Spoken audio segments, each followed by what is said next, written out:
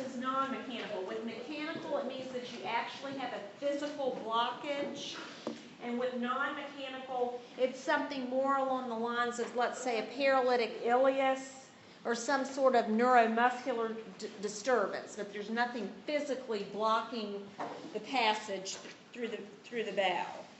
So here's some causes of mechanical obstructions. Adhesion, so a lot of people who've had a lot of bowel and abdominal surgery have a lot of scar tissue. That can cause the mechanical obstructions.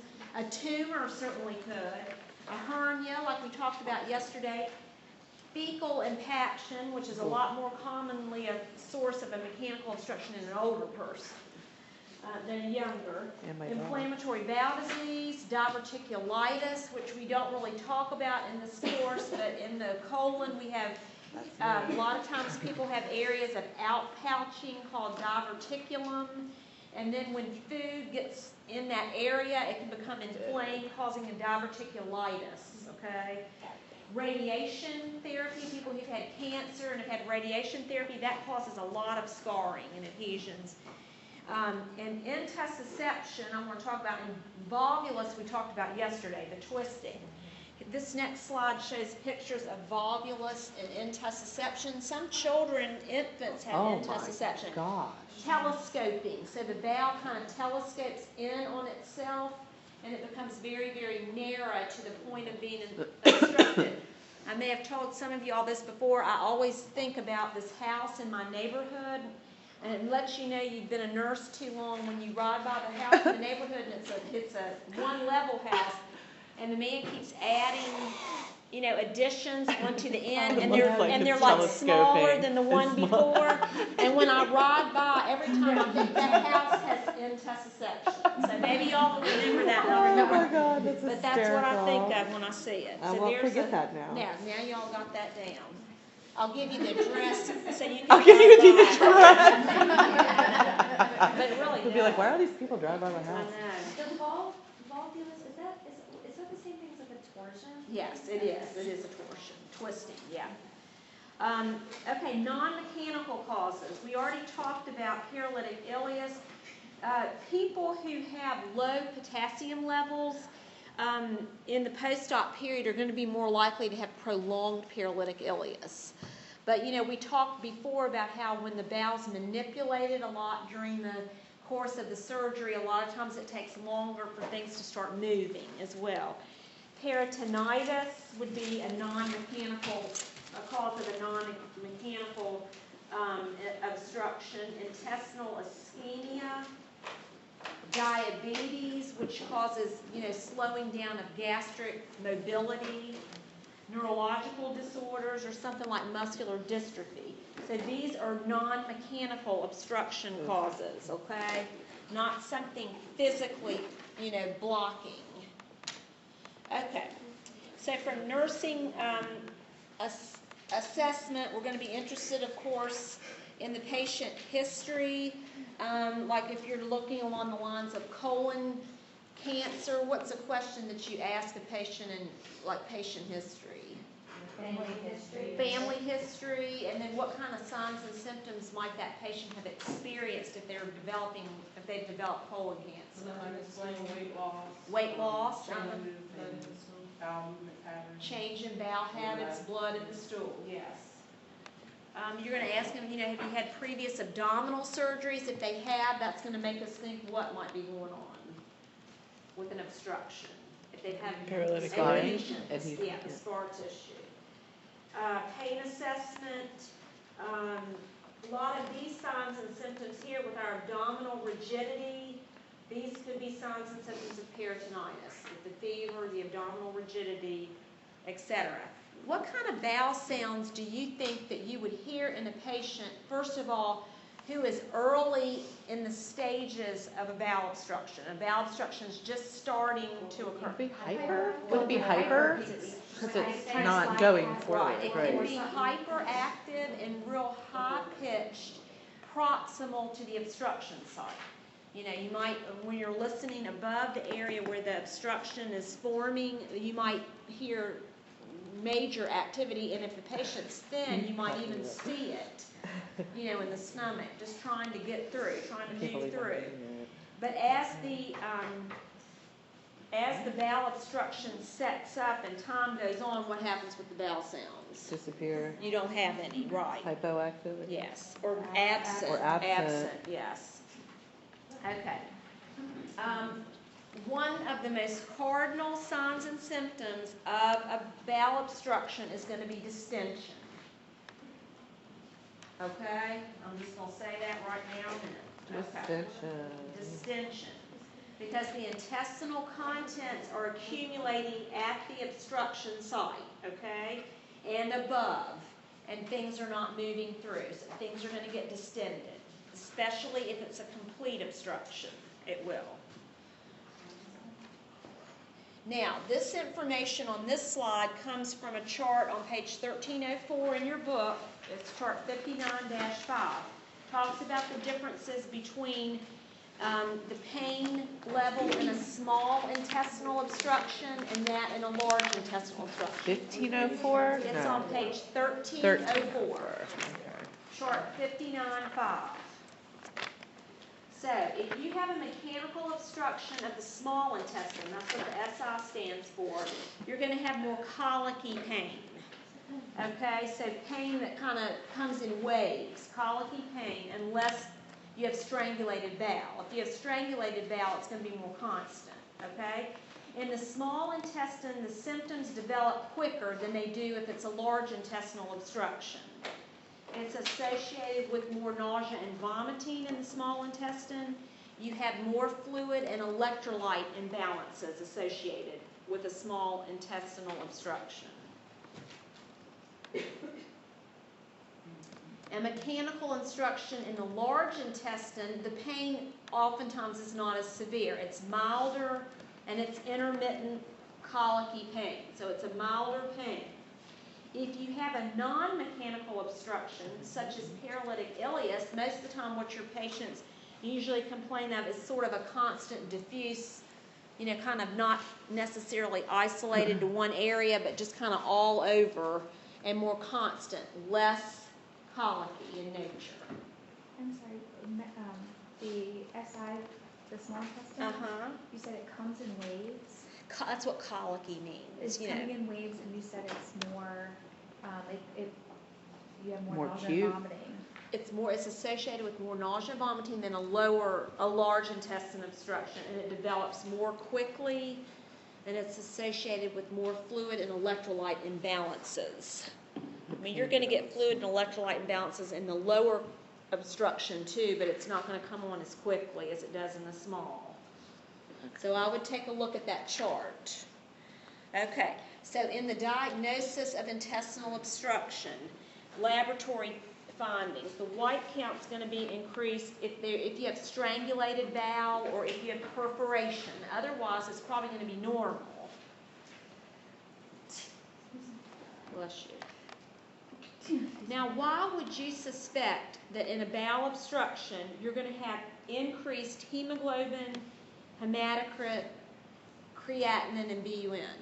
Is that because you're not getting rid of fluids? It's not absorbing. So does you become more concentrated? Yes, it's a dehydration issue. Right. Okay, unless you're getting adequate IV fluids in the hospital, and it's being corrected, the patient's going to be not going to want to eat anything, Right. and shouldn't eat anything. And if you're not repleting the fluid, they're going to get an falsely elevated hemoglobin and hematocrit because they're dehydrated.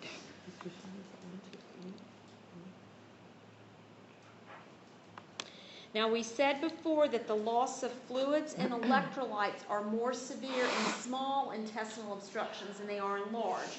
But you can get abnormalities in sodium, chloride, and potassium in either. But they're probably going to come on more quickly in small intestinal obstructions than large. Okay, but those would be the electrolytes that you would see. Now, I'm going to tell you that those lab values that I've just discussed are the ones that I'm the most interested in, okay? But let's just talk briefly, just for educational purposes, about the difference between the metabolic alkalosis and the metabolic acidosis. With metabolic alkalosis, that's more commonly found in a small intestinal obstruction, okay? Because of the vomiting that's associated, so much with the small intestinal obstruction, the patient's going to be losing the acidity of the gastric fluid, okay, so because they're vomiting so much. And this leads to alkalinization of body fluids. Now let me just ask you this, and this will not be a test question, it's just to figure out if you're getting a gist on our ABG situation, okay? If your patient has a metabolic alkalosis due to a small intestinal obstruction, what would the body do to try to fix that? They're going to hypoventilate, okay? Right. They want to hold on to CO2 because what is CO2? Is that acidic or alkalinous? Acidic. It's acidic. So they want acid to combat the alkalosis. So hypoventilation, not a test question. So Okay? I would love for you to understand and get a gist of that, but it's not going to be a test question. Okay? Now, in the large intestinal obstruction, you're going to be more likely to see metabolic acidosis. Okay?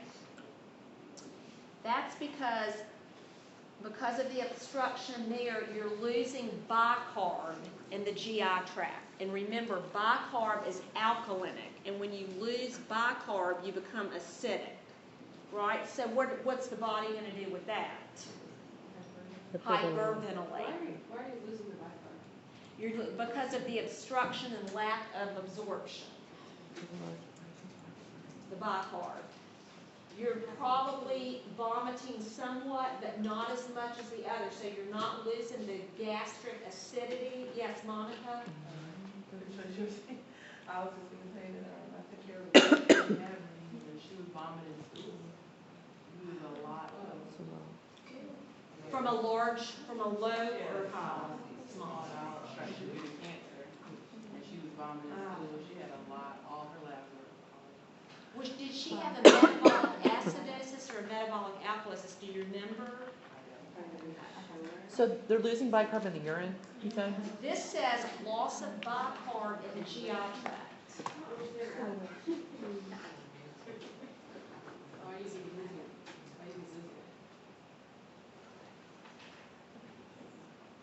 I'm trying to think of if you're vomiting less.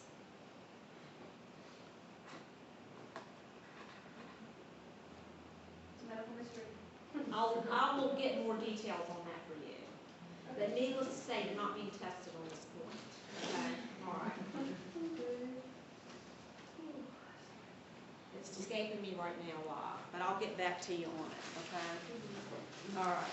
But we want to know that when we're in a metabolic acidosis, we hyperventilate to get rid of CO2, which is acidic. Okay? Does that make sense? Okay. So that's at least a partially compensated situation, and if the pH gets in the normal range, it's fully compensated. Right? We talked about that with that. But I'll get back to you on that, because it's escaping me right now. All right, diagnostic testing for obstruction. Okay. Abdominal chest x-ray, abdominal x-rays, upright and lateral, CT scan, abdominal ultrasound. All might be tests used. When would we certainly not do an endoscopy? Preparation. Yes, if you suspect perforation or if you think you have a strangulation, you're not going to ram a scope down into the colon to take a look around. All right, now the treatment for an obstruction is usually going to start out to be medical treatment, non-surgical, and I will point out that this is your number one piece of equipment right here, your NG2, okay? Many times, just to decompress the abdomen and to give the bowel time to rest is enough treatment, okay? Unless you got a strangulation or perforation, it's not going to be, okay? So NG tube, and of course they're not going to be continuing to eat and drink as well. But this is your number one, is your NG tube, okay? And you said your mom's is partial. It is, but Yeah. they told her about the NG tube, but she really wasn't that distended. Is she vomiting at Had a lot all? of pain. I think maybe yesterday when it first all started, Yeah. that and, you know, maybe like diarrhea, but just the pain is what prompted her to go. And But if she was completely obstructed, she'd have she to would have have, already yeah. had the surgeon, so, but I don't know, yesterday they said 48 hours they would give her NPO, and then today the guy came in, they took another x-ray and said today, so. Of course, we have to, the patient has to have IV repletion and management, nutritional consideration, TPN, like we said in the post-op area. Unfortunately, they're not going to be jumping on that. You know, they're going to give it some time to see before they go to the trouble and expense of putting a central line in and starting them on TPN. Pain control. During the abdominal pain workup, they're probably not going to get opioids until they try to figure out what's going on. But why are we worried about opioids? I mean, you have to do something for the pain. Constipation. Well, it's going to Urinary slow down. retention. It's going to Yeah. slow down the motility, and it also can make them vomit if the opioids are making them nauseated. Okay, so we're going to be monitoring let's say our patient has an NG tube in, and we're waiting, you know, for time to take care of the situation. We're going to be monitoring for return of bowel sounds. We're going to monitor the amount of distension. Hopefully that's going down. The pain hopefully is getting better. And, you know, it's a day of celebration when there's, you know, they're passing gas, okay? So we're looking for that too. And when somebody is undergoing treatment for this, anytime a patient is in PO in general, and also when they have an NG tube, oral care is very, very important, okay? Now, we would worry in the pain assessment if a patient went from colicky, intermittent abdominal pain to constant pain, because that might mean, you know, that they're getting ready to, they've perforated or they've got peritonitis setting up. So you want to be specific, as always, in your pain assessment. You know, not just have them say it's a 5 and leave it at that. You know, asking them if anything's changed. We need to do this all the time with pain assessment, not just in this situation. Can you say that one more time?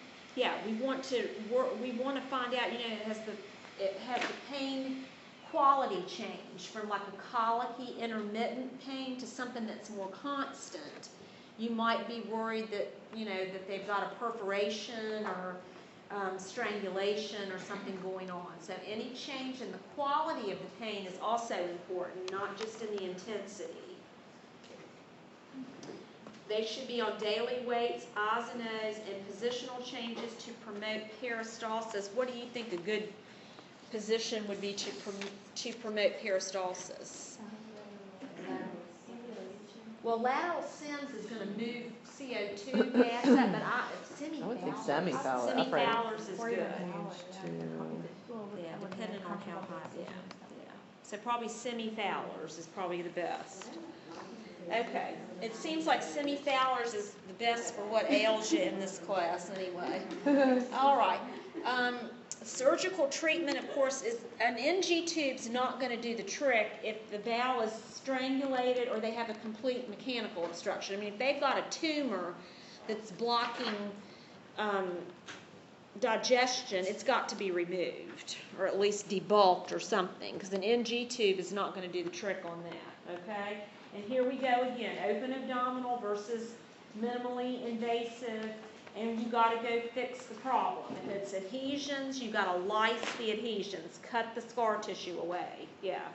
If it's colon cancer or something, you've got to resect that tumored area and hopefully reanastomose or end up with an ostomy, okay?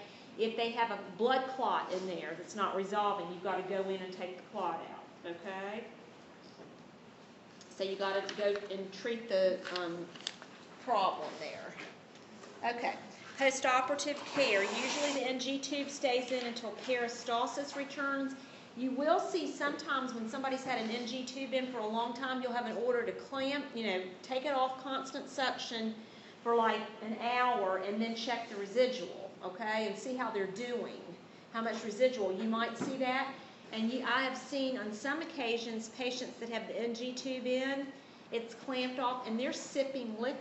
Uh-huh. That will happen, which seems kind of weird, but at least if they get into trouble, they don't have to have the NG tube put back down. It's still in there, yeah. And then, of course, incisional care, if they've had the surgery, and pain control with an opioid and Colace. And here's some nursing diagnoses that go along with intestinal obstruction. Maybe 1 hour to check precision if they've been on it for a long time. It's the third one, imbalanced nutrition, less than body requirements. That's one that I tend to see happen a lot. As I said, when the patient has left for multiple days, just waiting for things to get going again, and they're not really getting any nutrition. Okay. So we talked about how one cause of intestinal obstruction can be fecal impaction. And that's a lot more common in the elderly. So I'm sure you all are glad to know there's yet another chart about fecal impaction, and that is on page 1306. Everybody wants to leave and eat a lot after this class. After this class. Or go to the Okay. bathroom, something. I Yeah, don't know. yeah, that might be too. So, diet with a lot of fiber is important. Activity level. It's better to use bulk-forming products rather than a laxative. What's an example of a bulk-forming product to prevent Psyllium? Yeah, Citracel, Citracel, yeah. Metamucil, something like that, as opposed to, what is a typical sign and symptom of fecal impaction? I'm sorry, what? Hemorrhoids? With hemorrhoids? Oozing liquid stool. Ew. Because, has anybody had the extreme pleasure of disinfecting a patient? I had to pass it on though, that's just cruel to people, I have nightmares.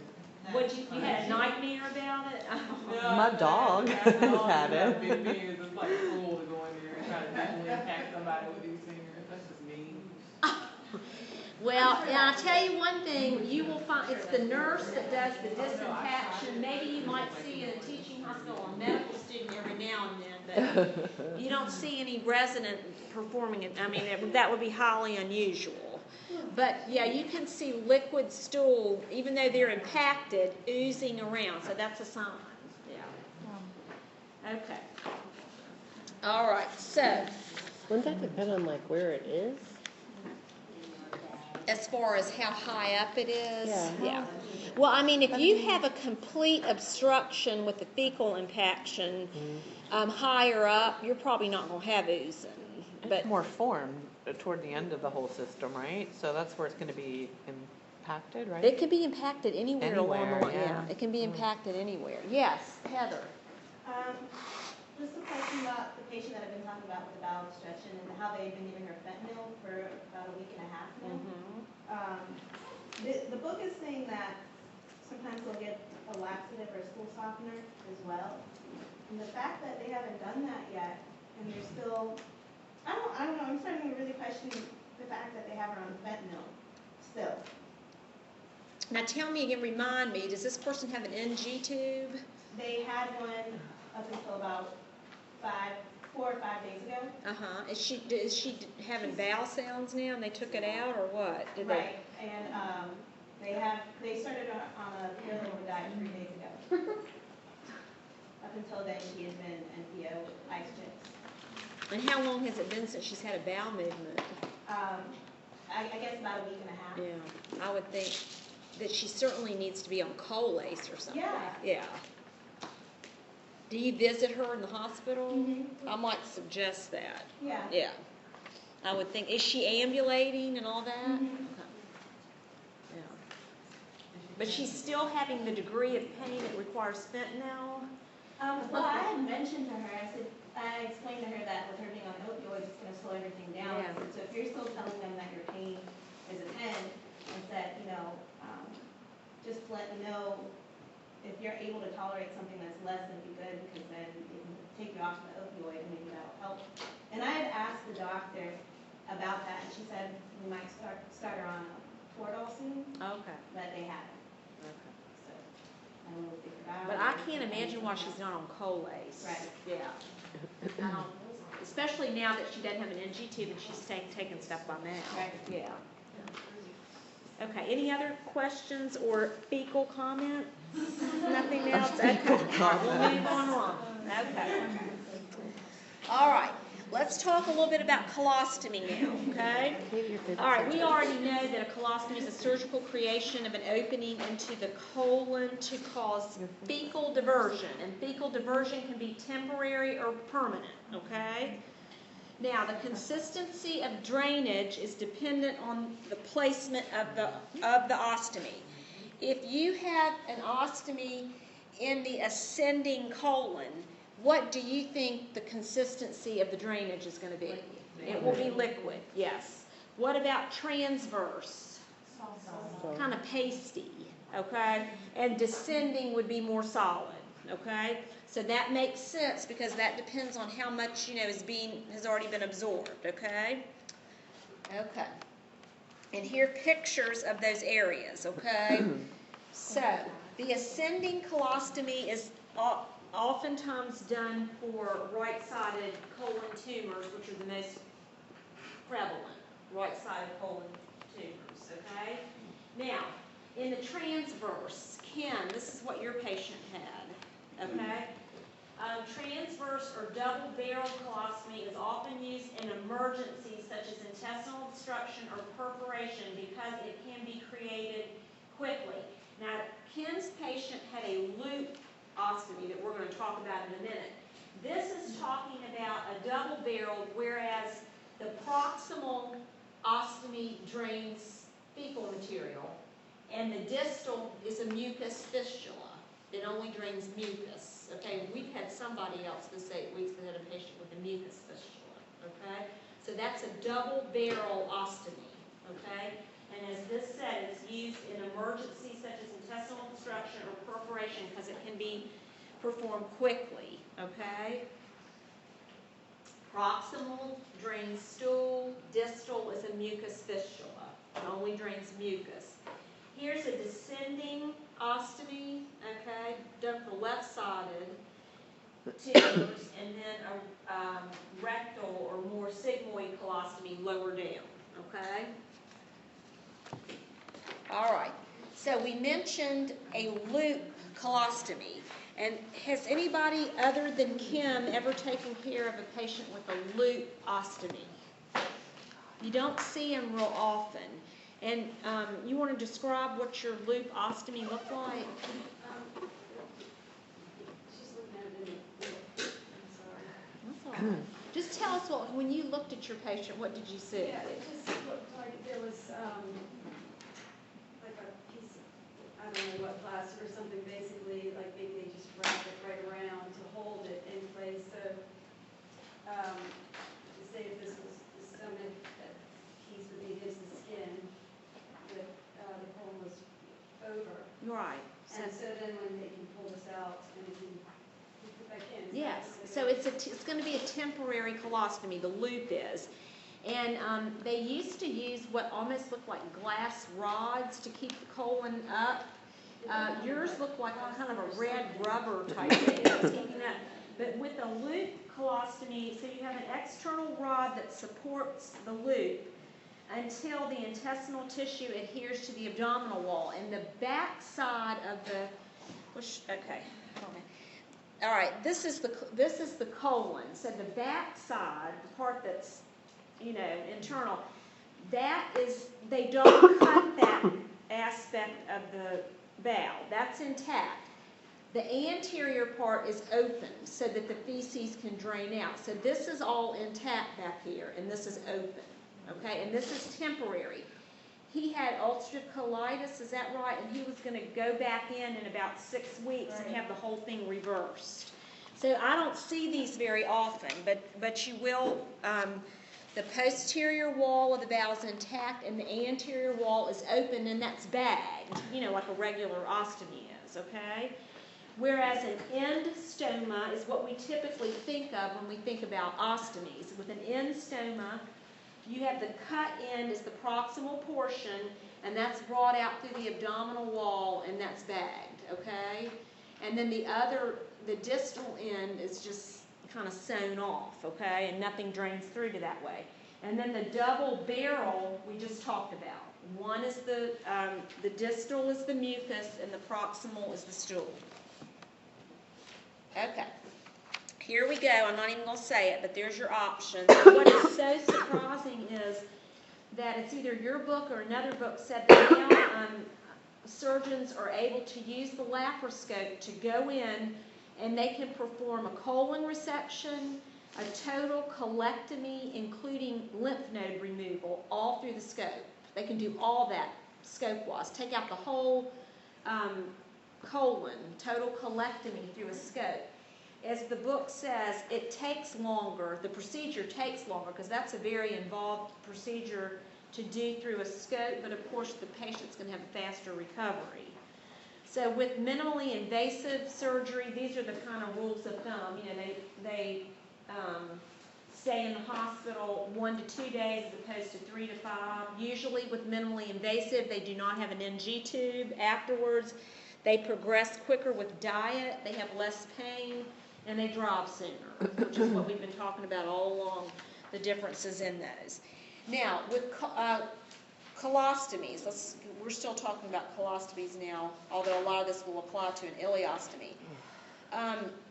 Normally, most hospitals have either an enterostomal therapist or a certified wound, ostomy, and continence nurse. We have one up on our floor. We haven't seen much of her this time. Her name is Vilma, and she's great. She's the wound care nurse that puts the wound backs on, but she also works with ostomy patients. And normally the patient needs to be seen pre-operatively by somebody who's a specialist like this, and they decide and mark the patient for the best place for the ostomy. Now, what do you think you would try to avoid when you're marking for an ostomy? What areas? I'm sorry. You don't want an area that isn't somewhat flat. Exactly. Like, I actually had that problem. They misplaced it on mine, and so I never really got a good seal with the paste. And if you do that, then it won't stay on. It'll leak. Exactly. So they're going to try to avoid skin folds, you know, where the patient is. And as Clay said, they want a place that's a flat surface so that when you actually are using the ostomy appliance, you're going to get a good seal, okay? Now, a lot of times the wound nurse will come and mark it, and then when the surgeon gets in there to do the procedure, it's not possible to bring it out in the area where she thought it would be better to go. I mean, that can happen. But they certainly try to do that. Bowel prep, you're definitely going to have before a procedure like this. The patient would be on clear liquids for 24 to 48 hours, probably prior to surgery, just to make sure the system's real cleaned out. Pre-op antibiotics, because it's bowel surgery. Teaching about pain control. Turncloth deep breath and incentive spirometry use, and possible drains. Emotional support is very important in patients that are having this. Now, if the patient's having, even in the case of a temporary ostomy, it's, I'm sure, a very emotional situation. I will tell an example of a patient we had last semester, I think, who had horrible ulcerative colitis, and he had been going to the bathroom. I mean, he just couldn't get off the toilet. He was just having bowel movements all day long. So he elected to have an ileostomy. So in other words, to have, you know, the large colon removed. And so for most people, you would think without that history that it would be a kind of a depressing and sad time. He was rejoicing because here he was finally in a situation where he could be ambulatory and look forward to doing what he wanted to do and not staying in the bathroom all day. So it just kind of depends, you know, on what you've been through and what the situation is. But in most cases, as you can imagine, this is, you know, a worrisome and sad time for patients. So we need to keep that in mind, worried about changes in body image. These are two really good resources. Within the hospital, your ET nurse or your wound nurse, wonderful resource for us who do not have ample time to spend, nor do we have, you know, the training that these nurses do that really help the patients. Although a lot of times what's really helpful also to a patient is to talk to another patient or person who has an ostomy too. you know how when you hear it from the horse's mouth, a lot of times it means a lot more than it does from somebody who's trying to teach. So these two sites are where it's great to try to find, you know, people that will talk to the patient that have been through it themselves. So that's very, very valuable. Okay. Now, post-operatively, similar to what we've been through, okay? With the colostomy in the large intestine, colostomies usually start functioning 2 to 4 days post-op, if it's been an ostomy for the large intestine, okay? It's important that the patient be taught and begin to participate in stoma assessment and stoma care. What are we looking for in a nice, healthy-looking stoma? Beefy red, pink, moist. What about elevation above the abdominal skin? We want it to be, we want it to look like a bud. It needs to elevate. If it's flat with the skin surface, it's going to be very hard to get a good seal, okay? There will be swelling initially after an ostomy, and so when the stoma nurse measures the ostomy and determines the size of the wafer and all that kind of stuff, that's going to go down in size probably over the next 6 weeks. So the patient shouldn't order a bunch of supplies to last for months and months based on the post-op size, because it will go down some in size. Yeah. So for those 2 days post-op, do they just not eat until it starts working? Or? Well, they can start eating and advancing from clears to diet if they have bowel sounds. Okay. But it's not going to start probably putting anything out for 2 to 4 days, okay? It's very normal to have a small amount of oozing blood from the ostomy, but we don't want to see active bleeding. You don't want to see a bleeder, like, you know, bright red blood going in at any rate into the bag. Something else I was thinking of telling you about the ostomy. Okay. We want to report signs and symptoms of ischemia, unusual bleeding, or breakdown in the suture line. Sometimes this will happen where the sutures that they put in that kind of elevate the bud, you know, above the skin, they can start to break down, and then you'll notice that your stoma is retracting, and that's not a good thing. And sometimes they have to go in and revise that. We've talked about this before, when the ostomy bag fills with gas, it's very important that we help the patient empty the bag when it gets about 1/3 full, because you don't want that bag to explode off that's upsetting, yeah, to everybody. Katie knows about that. Did that They happen? called it, no, Tom called it Tom. burping the bag. Burping. Burping the bag. bag, yes. And so Chair came in to help me with this patient. It burp wasn't the bag. pretty. We'll put it that It was way. our first experience, and it was quite scarring, and Yeah. so as we opened it, I aimed it towards her. Yeah, it was nice. Burped the bag. She towards burped the her. bag. Go Yes. ahead at me. Well, now, it might have been upsetting to y'all, but think how upsetting that would be to somebody with a Absolutely. new ostomy. And it wasn't and a new for bag her, I blow don't up. think. I It think was she had not had it for a new. while. This was she the necrotizing? No, it was somebody. It was Johnson. But that is important, and we'll talk, you know, we talked yesterday about things that increase gas, like chewing gum, smoking, there's beer listed too. Katie. Drinking through a straw, that kind of stuff. So usually it takes a few weeks before patients can determine the effects of certain foods. And whereas these are listed as being foods that cause odor and gas, it depends on the patient too, okay? So that's going to take a little bit of time. It's important that they're drinking plenty of fluid, 2 liters a day, and yogurt can be real helpful in preventing gas. All right, now, I know what I was going to tell you.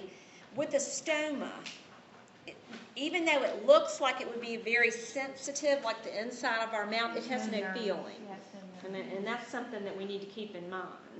I mean, it looks like it would be very innervated with nerves just for the way it looks, but it's not. So that doesn't mean you don't take care with it, but I mean, it's not gonna really hurt the patient, you know, when you're cleaning the stoma, et cetera. Okay, so with an ileostomy, we've got no more large colon left, okay? So, the colon, the rectum, and the anus have been removed, and the end of the ileum, and where is the ileum again?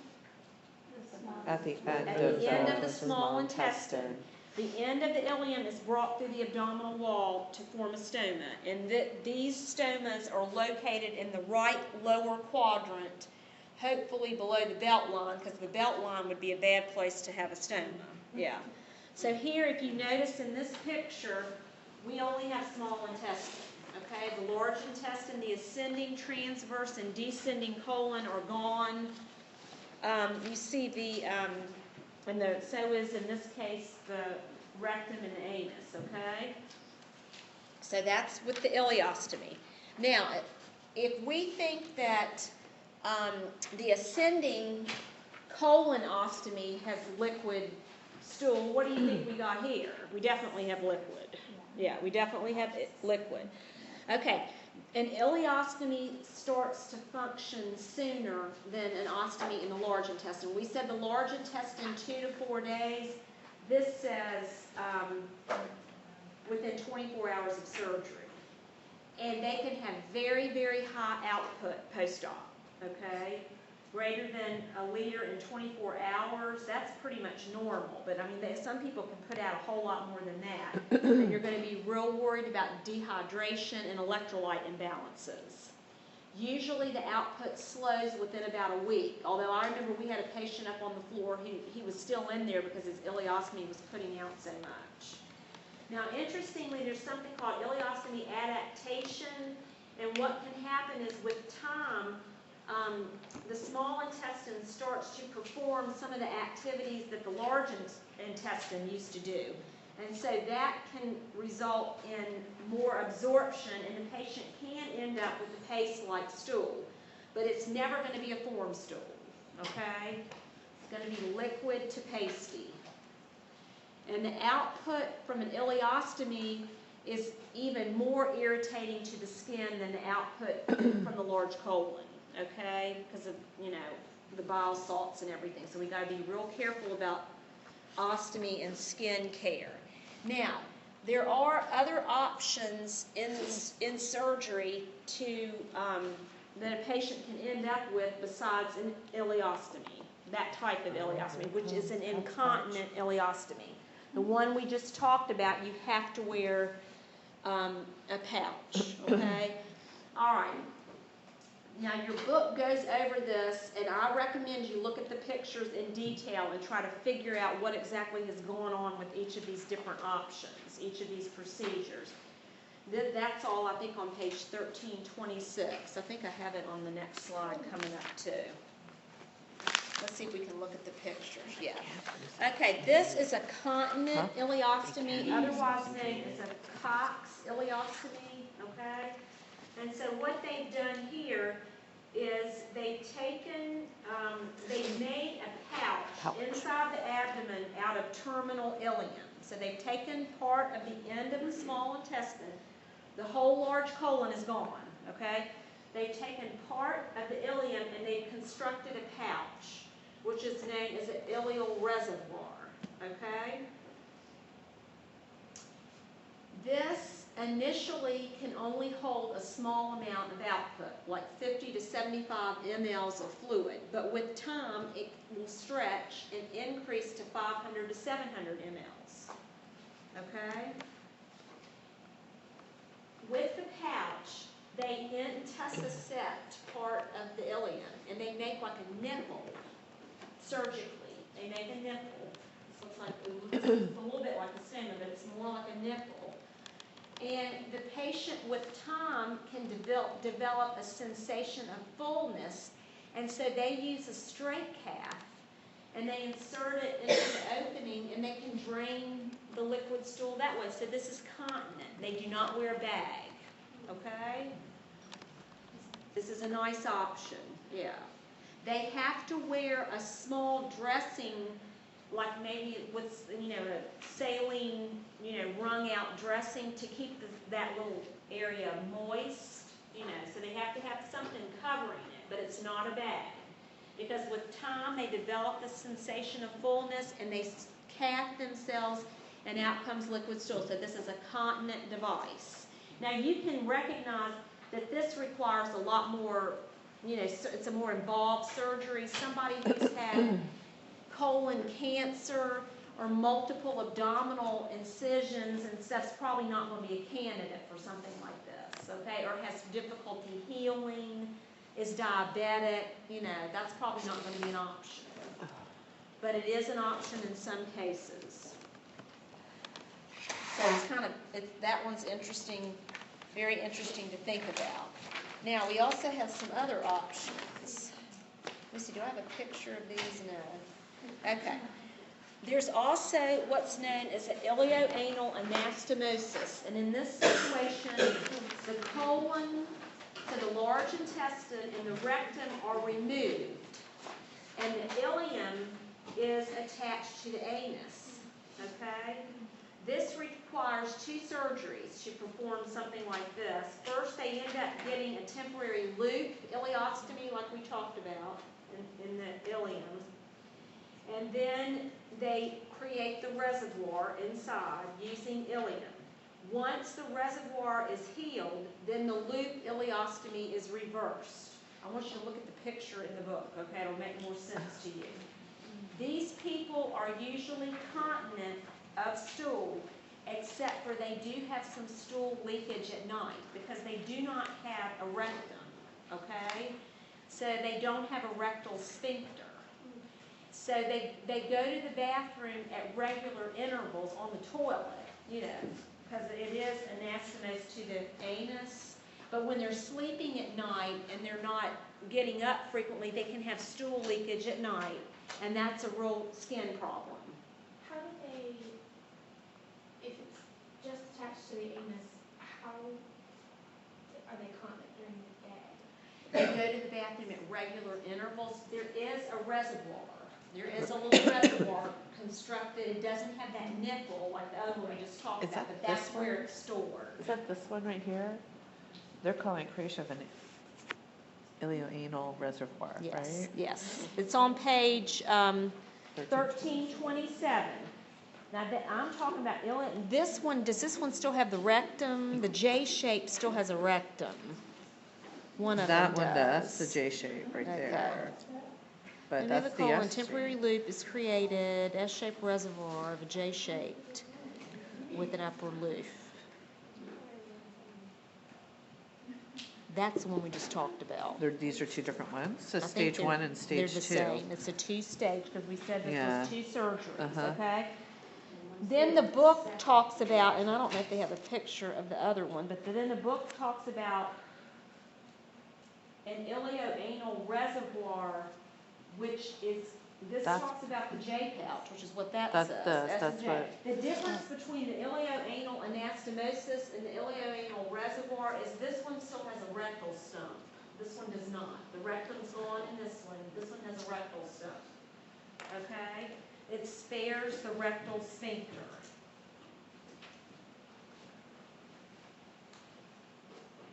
This is often popular with younger patients who have ulcerative colitis and don't want to have an ostomy, okay? These are similar, okay? These are both, but they're all continent, in other words, they're not wearing a bag. You're going to have more control with this because you have a rectal sphincter. In this one, you don't have a rectal sphincter. That's why you have leakage at night. Okay. So why would you choose that one? If somebody has rectal cancer, they can't have this one. You can't spare the rectal sphincter. I know, it's kind of crazy to think of it. It comes out as liquid. Yeah. Okay, so just to clarify, the ilioanal has the sphincter, so that's the one that they go on regular intervals. You take it to the The back of the regular. ilioanal reservoir, the difference between these two is that this one has rectal sphincter still. This one does not. This one is associated with nighttime leaking. This one is not. Okay. So why Okay. don't you take it to go to the bathroom on regular intervals during the day, day would be, which one? Both of them probably. that's- okay. Yeah, both of them probably, but nighttime leakage is gonna be more of a problem with somebody that doesn't have a rectal sphincter. Okay? It's kind of confusing. So they have no control or less control? Well, just, When that reservoir gets full and they don't have a rectal sphincter, it's gonna come out. Right, so they have no control. Okay, so the reservoir gets full and they know to go to the bathroom right. during the day, so the reservoir gets. They're on a empty. program to Okay. go often, so they're emptying So, it. okay. And But they at night, can do, even right. though it's not gonna feel the same as it does to somebody who hasn't had, they do develop a sensation that they can become familiar with. It's not gonna be like what it is for us, but you know, they do develop with time a sensation. So the main thing I want y'all to know, I want you to understand about the first one that we talked about, the Cox pouch, that one with the nipple that has to be capped. That's a continent device. You don't wear a bag, but you have to wear something over the nipple. And then these two are also considered to be continent, okay? Because the person doesn't have to wear a bag. That's why they're continent, okay?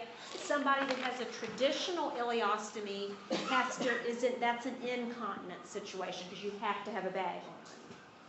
And the main difference between these two is this one has a rectal stump and this one doesn't.